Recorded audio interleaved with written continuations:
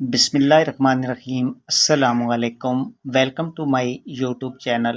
पहले ये वीडियो देखें फिर बात करते हैं। पाकिस्तान तहरीक इंसाफ के जो 100 पे के आर्मी एक्ट के तहत मुकदमा दर्ज किया गया है, आर्मी एक्ट की वॉयलेशन की खिलाफ वर्जी है उन पे, बुशरा बीबी या इमरान खान की जो बहनें हैं उनकी रिहाई किसी डील का नतीजा है। मेरा ख्याल है कि अब क्योंकि अमेरिका में सदारती इलेक्शन बहुत करीब है और इंटरनेशनल लेवल पर पाकिस्तान में जो इंसानी हकूक की सूरत हाल है, प्रेस फ्रीडम की जो सूरत हाल है, उस पर बहुत से सवालात उठाए जा रहे हैं। ये पिछले दिनों पाकिस्तान में बहुत से गैर मुल्की डेलीगेशन आए हैं। इस वक्त भी एक डेलीगेशन पाकिस्तान में मौजूद है। तो उसमें जो अहम तरीन चीज़ है वो ये है कि जो यूरोपीय यूनियन है उसने जो पाकिस्तान को जीएसपी प्लस का जो स्टेटस दिया हुआ है उसका रिव्यू होने वाला है और उस रिव्यू के लिए पाकिस्तान के अंदर बहुत सी नई लेजिस्लेशन करने की जरूरत है। हुकूमत 26वीं तरमीम कर रही है, 27वीं तरमीम कर रही है। इसलिए मैं ये समझता हूं कि ये जो बुशरा बीबी और इमरान खान साहब की बहनें हैं, इनको जो रहा किया गया है, इसका मकसद सिर्फ और सिर्फ इंटरनेशनल लेवल पर यह पैगाम देना है कि जी ये जो पाकिस्तान के बारे में प्रोपोगंडा किया जा रहा है कि यहाँ पे आज़ादी इजहार जो है उस पर बड़ी पाबंदियां हैं और जो पॉलिटिकल ऑपोजिशन है उसको इंतकाम का निशाना बनाया जा रहा है। ऐसे समर बाज साहब देखें, ये तो हुकूमत के बहुत से वुज़रा और जो हुकूमत के आला सती ज़राए हैं वो आज से नहीं बल्कि पिछले 3-4 दिन से ये बात कह रहे हैं कि जो 26वीं आईनी तरमीम है उसमें कुछ खामियां रह गई हैं। और लेकिन जो मौलाना फजलुर रहमान और बिलावल भुट्टो साहब के जो करीबी ज़राए हैं उनका ये दावा है कि दरअसल जो 26वीं आईनी तरमीम के लिए जो पहला मुसवदा था, जो पहला मुसवदा बिलावल साहब को, मौलाना फजलुर रहमान साहब को हुकूमत की तरफ से दिया गया था, उस मुसवदे में मौलाना साहब ने और बिलावल साहब ने बहुत सी तब्दीलियां करवा दी थी। बिल्कुल। और अगर आपको याद हो तो उस मुसवदे में आर्टिकल 243 जो है उसमें भी कुछ तरामीम की गई थी, आर्टिकल 8 में भी कुछ अहम तरामीम की गई थी। तो बिलावल साहब ने और मौलाना साहब ने पीटीआई वालों से भी मशवरा किया। तो न सिर्फ आर्टिकल 8 और 243 में जो हुकूमत की जो मुजवजा तरामीम थी उनको ड्राफ्ट में से निकाल दिया गया, बल्कि और भी बहुत सी चीज़ें निकाल दी गई। और फिर जो है एक ऐसा ड्राफ्ट जो है वो सामने आया जिस पे मौलाना साहब ने, पीटीआई ने और बिलावल साहब ने इत्तेफाक कर लिया। बिल्कुल। लेकिन बाद में पीटीआई जो है वो बैकआउट कर गई। तो अब जो मुस्लिम लीग नून के ज़राए हैं उनका ये कहना है कि जो ड्राफ्ट, पहला ड्राफ्ट था, उसमें तमाम चीजें तो वापस नहीं, वो वापस लाना चाहते हैं क्योंकि उन्होंने तो वो तब्दीलियां इसलिए कबूल की थी कि ऐसा तासुर दिया जा रहा था मौलाना साहब की तरफ से, बिलावल साहब की तरफ से, कि शायद इस पे एक इत्तेफाक राय हो जाएगा और कंसेंसस के साथ तरमीम आएगी।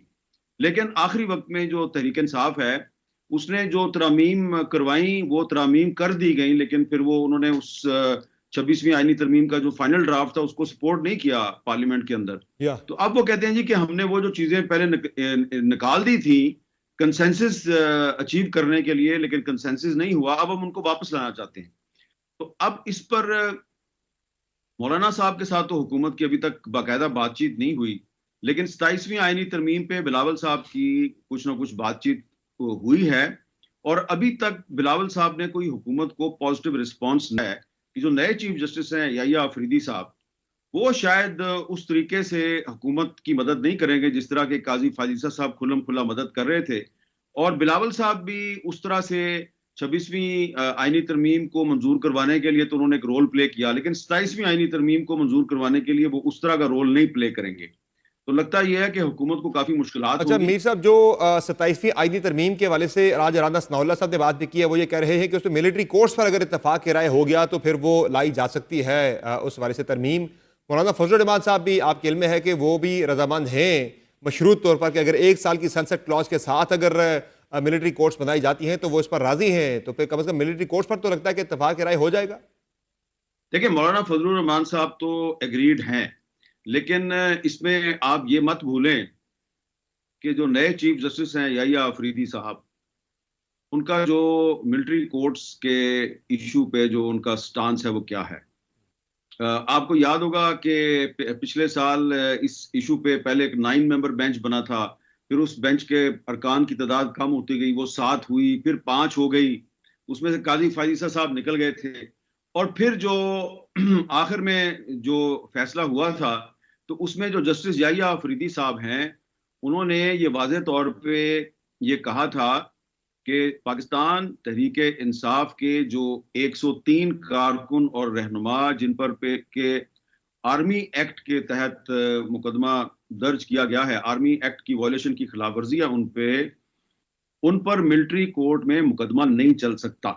ये जस्टिस याहिया अफरीदी साहब ने अपना जो नोट था, नए चीफ जस्टिस साहब की ये बड़ी एक वाज़ेह ओपिनियन है, अब उसको चेंज तो नहीं कर सकते ना।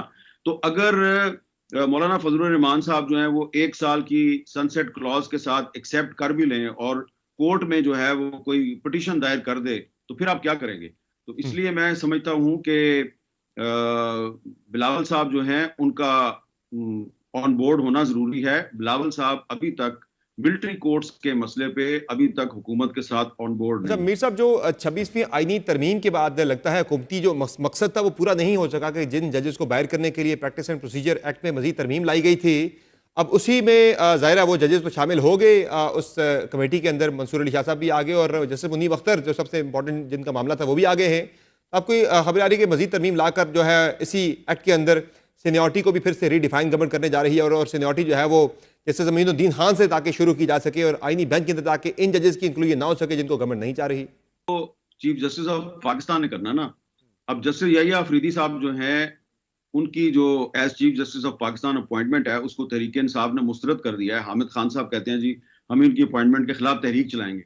तो एक तरफ तो जस्टिस याहिया अफरीदी साहब जो हैं वो तहरीक इंसाफ और उनके हामी वकला का एक टारगेट है, और दूसरी तरफ अगर हुकूमत जो है वो अपने ही बनाए हुए चीफ जस्टिस ऑफ पाकिस्तान जो है उसके फैसलों को अहमियत नहीं देती, और प्रैक्टिस एंड प्रोसीजर जो कमेटी है उसमें अगर याहिया अफरीदी साहब ने मंसूर अली शाह साहब को और मुनीब अख्तर साहब को शामिल कर लिया है, तो ऐसा लगता है कि नए चीफ जस्टिस याहिया अफरीदी साहब जो हैं वो जजों में एक यूनिटी पैदा करने की कोशिश कर रहे हैं। जो काजी फायजीसा साहब के दौर में जो जुडिशरी का जो मजाक बना और जुडिशरी की जो एक क्रेडिबिलिटी खराब हुई है अवाम नास की नजरों में, तो याहिया अफरीदी साहब अब उसको बहाल करने की कोशिश कर रहे हैं।